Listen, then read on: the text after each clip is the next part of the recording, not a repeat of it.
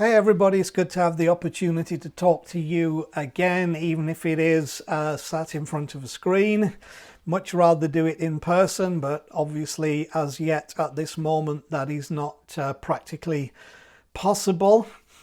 Just want to say thank you as well for those of you who sent kind words and love and prayers this last week, having heard that my health had not been that great, and thank you so much. I'm feeling so much better, and of course I have wanted to, as corrective text put it, get my mojo back and get back in the salad.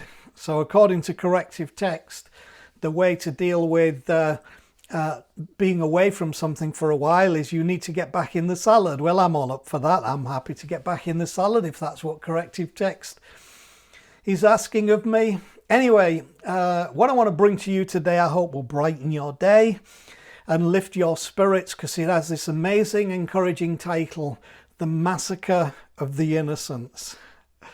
Now, Christmas, I don't know about you, Christmas seems a long, long way away. It seems to have been ages ago, and yet there is an overrun that comes out of the biblical narrative of the Christmas story that I think has some very specific application for us, and I'd like you to listen, take it on board and think about what it is that I have to say, because I think it's very important in the context of our lives and the ongoing situation.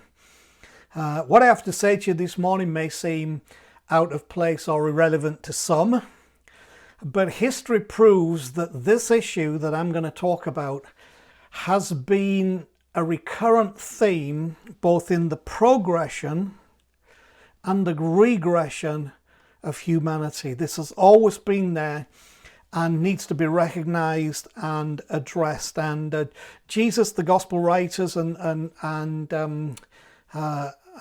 those who contributed to the New Testament always also drew attention to this matter. Partly because it was sociologically and culturally a reality in their lives, but also because for all of us in any situation at all time, we need to be aware of this and shape our own lives to try and be a counterbalance to this issue. And the issue that I'm talking about is the use, misuse, and abuse of power. Now this can happen blatantly, or it can happen subtly, but it does happen. What I mean by blatant is it's right up front, it's in your face, it's obvious to spot, and that's not a problem when we can blatantly see that happening. The problem is that most use, misuse, and abuse of power actually happens, at least in its early stages, much more subtly than that. We understand the issue, particularly in situations of war, but also let's take it affecting elections and those kind of things, which has been topical recently, of how one can subtly, very subtly use, misuse and abuse power. And of course, that then is not seen by the majority as what it really is. It's not seen as the use, misuse and abuse of power. It can often be conveyed as something very, very different. And so we buy into the subtlety that is delivered, which then masks from us the dangers that are present within it, that we actually, for the sake of all humanity, need to be looking at and making a stand against.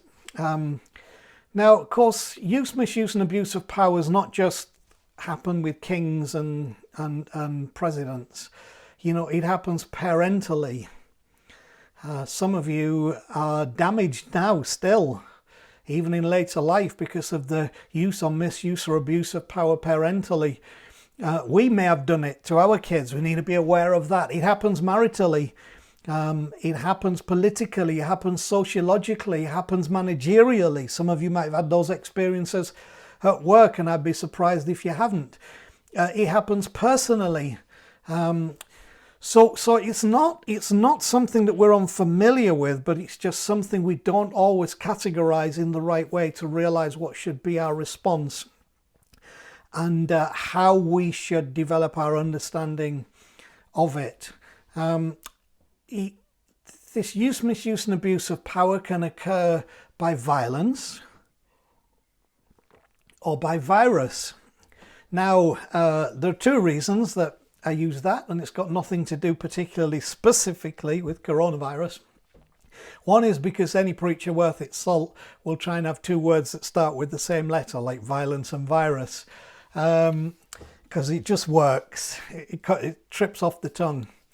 But I have another reason for using that, which is what I mean by violence and virus is this, that it's easy to spot the misuse or abuse of power when it is violently applied through repression, through ethnic cleansing, through persecution, through bullying, through imprisonment, all those kind of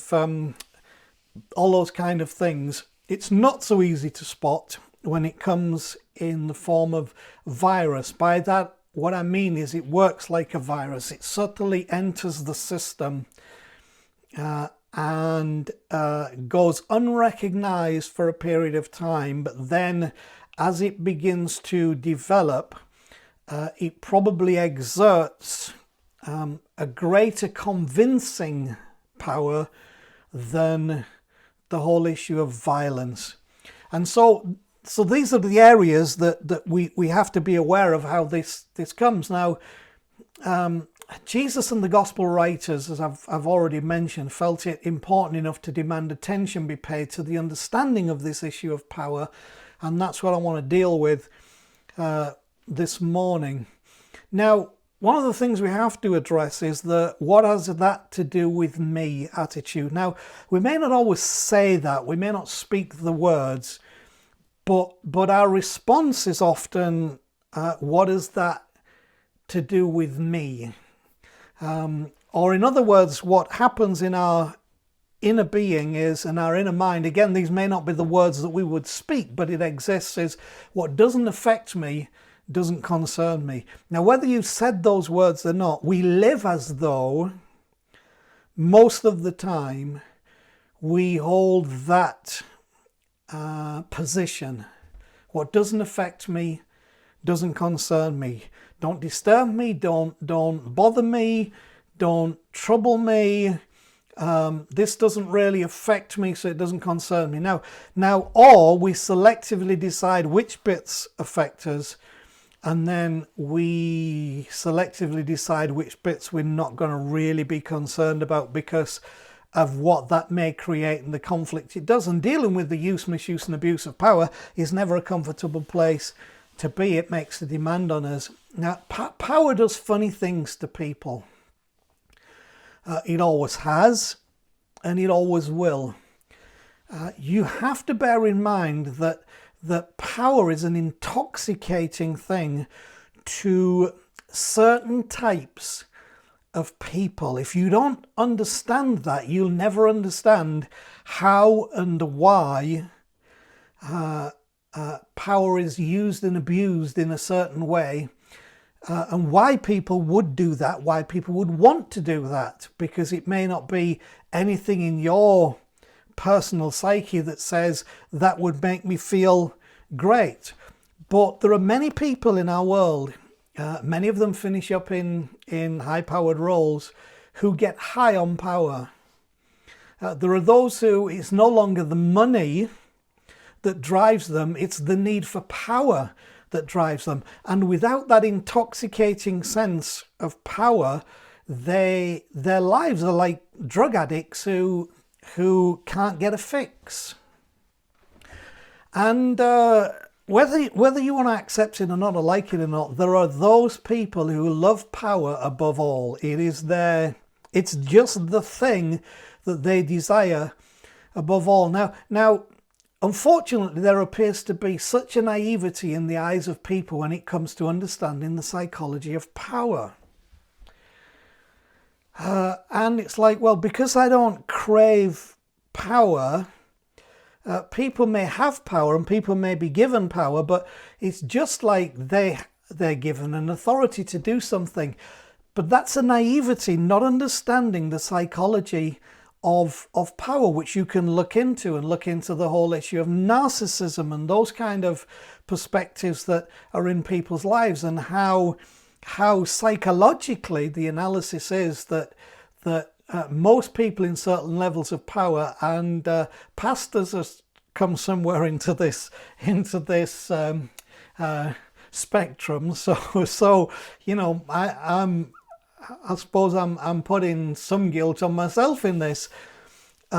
Is psychopathic and sociopathic tendencies connected with narcissism are often the things that mold people who actually love power. Now, if you cannot understand that people love power, you will struggle to measure their decisions and their actions in a proper and truthful light.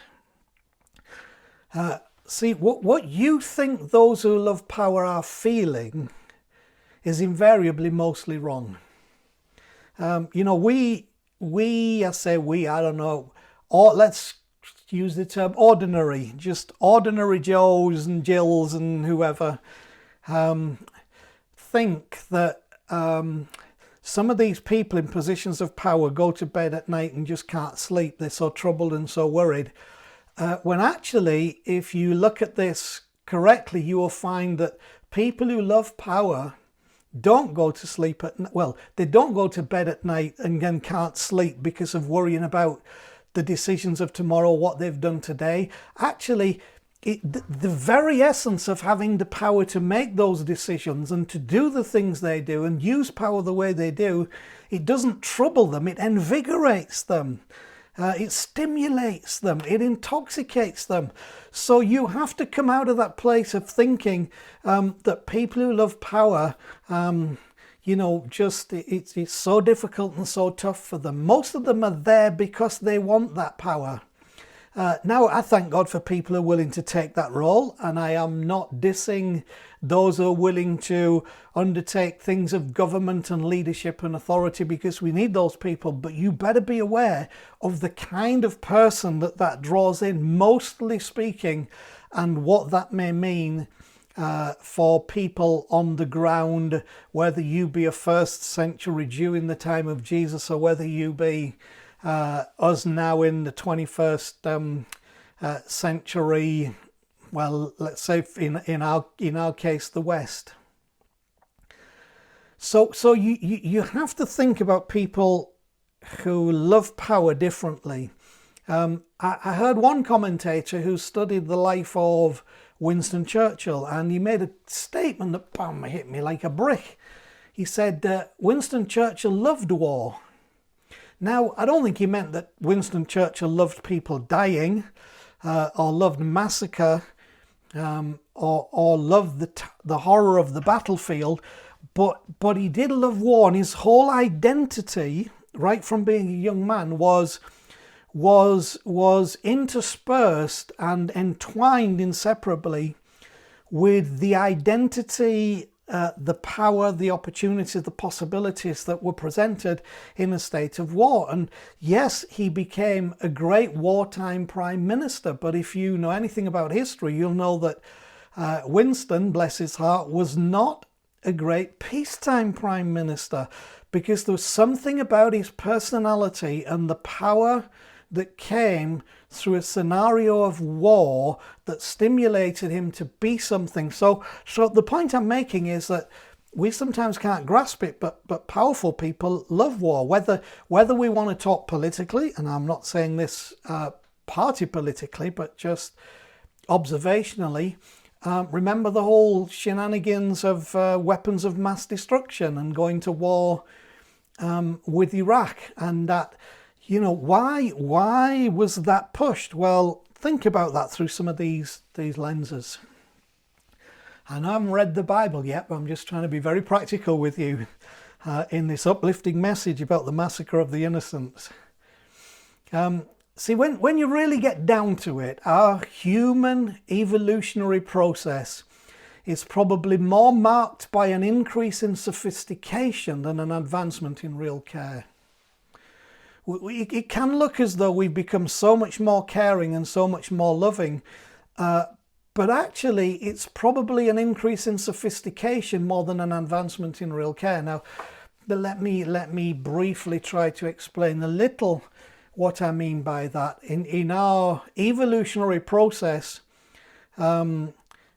we've not come to a place where we really care about war, killing, all that kind of stuff. What we've done is we can, by sophistication, increasing our sophistication, we can kill more people more effectively in a shorter space of time with the least human interaction possible.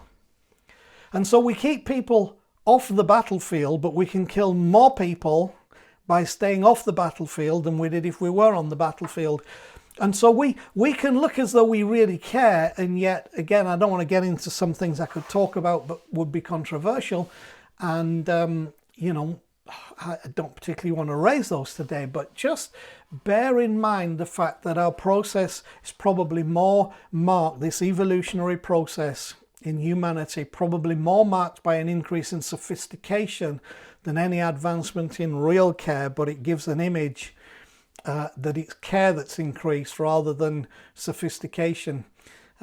Information and technology can make us believe that we're more advanced than we really are. Just remember that. The current flow of information, how that information is released, who can get a hold of it, can make us believe that we're more advanced than we really are. Now, that brings me to why I wanted to talk to you on the subject matter that I raised and where it comes from. See, in the narrative surrounding the story of the birth of Jesus, the Christmas story, in Matthew chapter 2, it talks about King Herod, who was the Jewish king who was a puppet of the Roman Empire, but in Judea at the time of Jesus. And when these guys that we have called the wise men, who were the magi, magic men, talked about that in a previous talk, these Zoroastrian Persian astrologers who through astrology had made an assumption and a reading that a king was born, the whole thing of the star, and of course most of you will be familiar with that story, and yet I told you how fascinated I am that these guys who were Zoroastrians, that was their religion, and were Persian, so they weren't Jewish, weren't part of any Jewish prophecy or promise, and were astrologers, star readers, ones who are used to express to us that this thing is accessible and available to those who are looking for it, regardless of creed, colour, nationality, background, whatever. I just love the whole essence of that. Anyway, these guys come following the star, this is the story, to Jerusalem where Herod is, believing that Herod would obviously know where they need to look. So we get in Matthew chapter 2 this thing of when Herod the king heard this, he was troubled, and all Jerusalem with him. And when he gathered all the chief priests and scribes of the people together, he inquired of them where the Christ was to be born. So they said to him, in Bethlehem of Judea, for thus it is written by the prophet, but you, Bethlehem, in the land of Judah, are not the least among the rulers of Judah, for out of you will come a ruler who will shepherd my people Israel. So this would imply several things to me. Number one, these guys actually knew what was supposed to happen, where it was supposed to happen, and to some degree when it was supposed to happen, and did absolutely squat. So they weren't prepared to get off their backsides and go look for truth, look for presence, look for the divine, look for revelation, look for incarnation. No, they were too caught up in their books and their power to bother getting up and going to grab this new thing, where these foreigners were willing to make a long journey, which was probably a 2-year journey. Again, I'm not here to talk about the timing of that, but here's what bothers me. It says, when Herod the king heard this, excuse me, he was troubled. And get this, and all Jerusalem with him.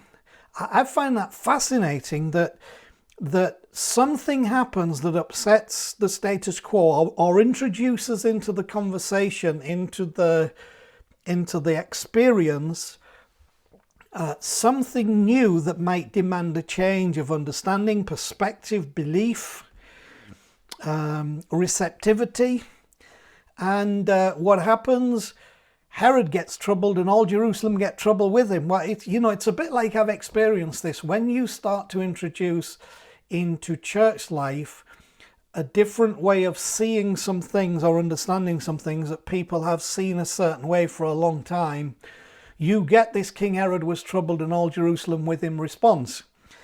When actually what's hypocritical about it is the whole essence of particularly the Christian gospel rests on responding to things like this. But the truth is we actually don't like to respond to that kind of change because it disturbs us and upsets our equilibrium and makes us feel insecure.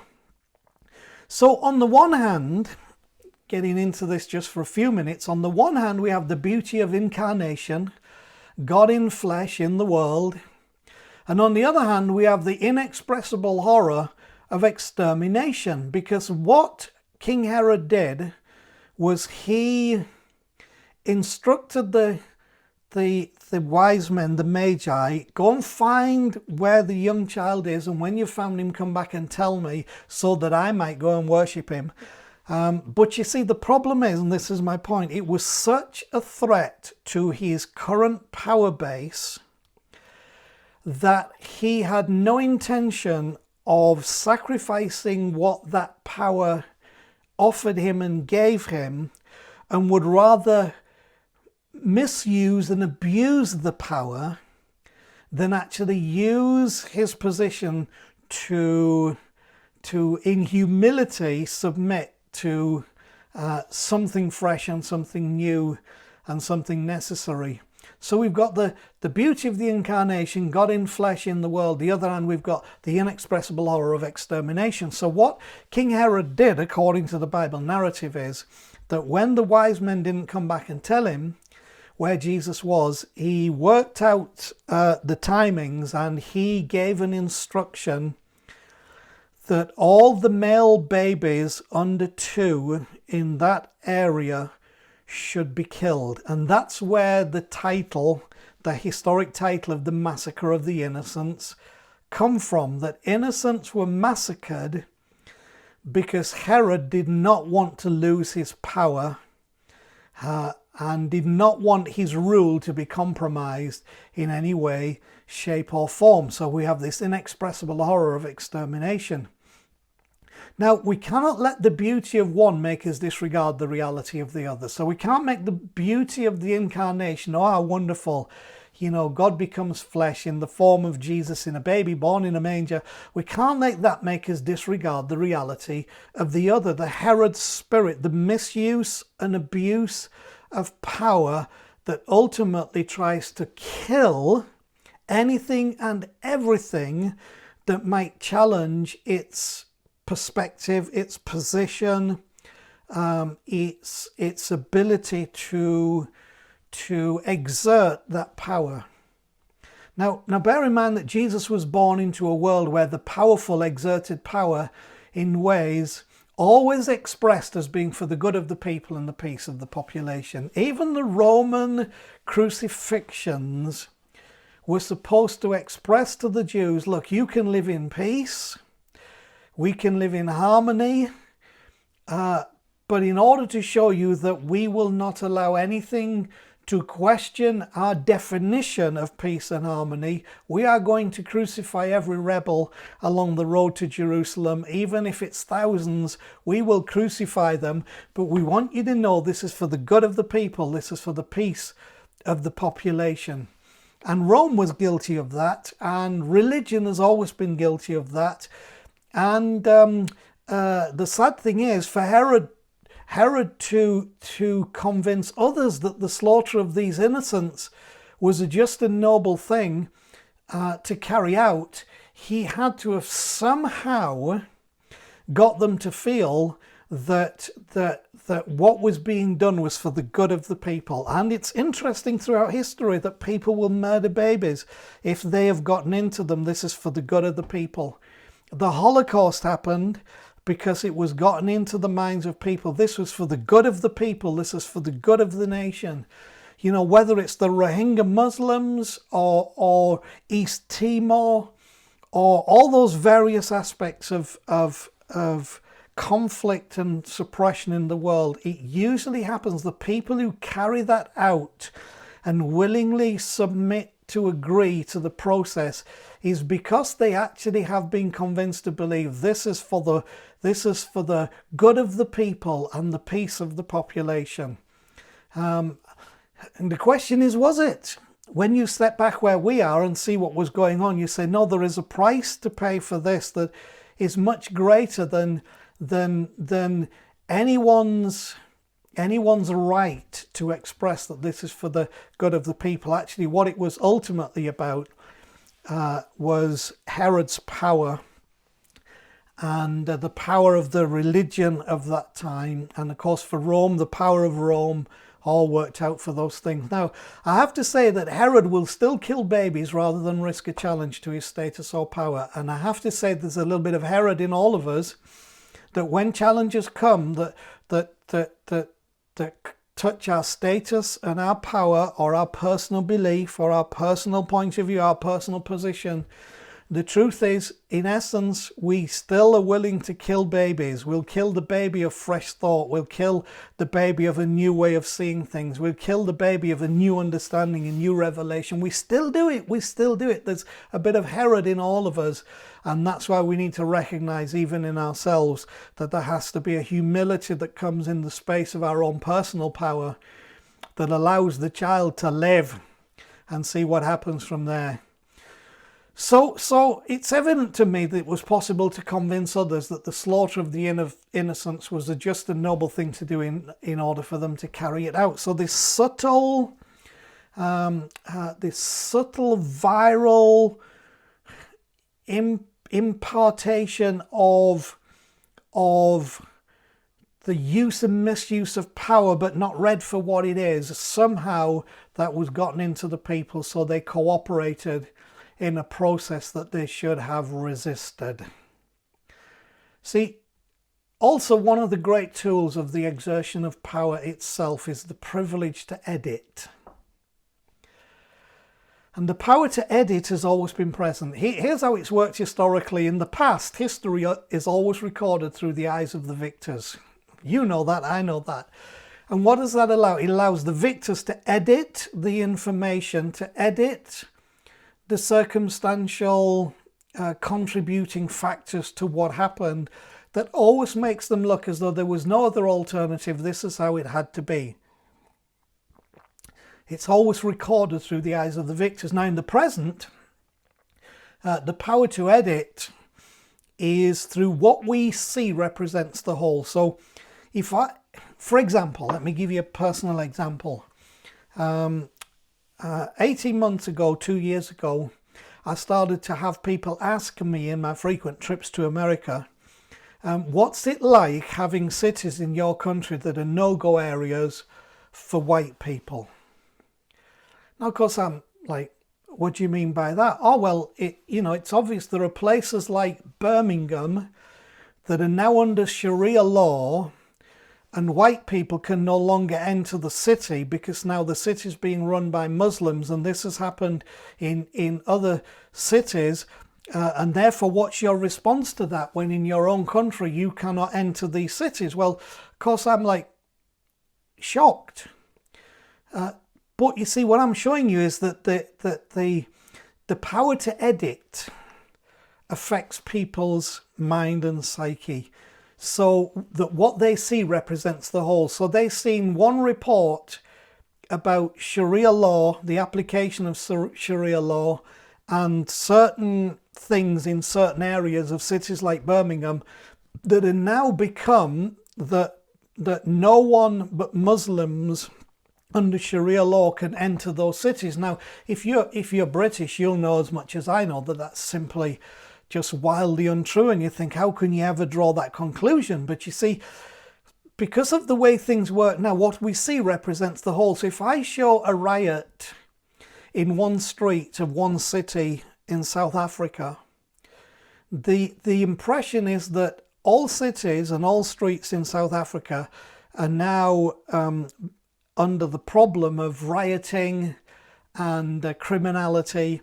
And of course, you know and I know stood back that that's not true. But the problem is when we are presented those messages, we see as it represents the whole. So even in our current situation, we can be given information that is specific, but the power to edit makes it represent the whole, and then we create our response according to what really in essence is a distorted understanding, because one of the great tools of the exertion of power is the privilege to edit, to give you the information that people in power want you to hear, so that you will develop an understanding from that alone, and thereby what happens is you become ruled and can be abused and misused by those powers. Untethered power always rides on the back of magnified fear. Wherever you see fear being magnified, you need to ask the question, is there, in line with this untethered power that is being exerted, because it will always ride on the back of magnified fear, and then within that magnified fear there will become certain levels of promise to which you can aspire, but only providing that you submit yourself to the requirements of the magnified fear, which what it's doing all the time is it is re-emphasizing and re-energizing the use of power, and often the misuse and abuse. Now, I hope some of you don't feel this is anti-government or whatever in the situation that we're in, but it is a wake-up call to say, if we are not careful, power becomes abused and misused, because most of those in power, that's the very thing that makes them tick.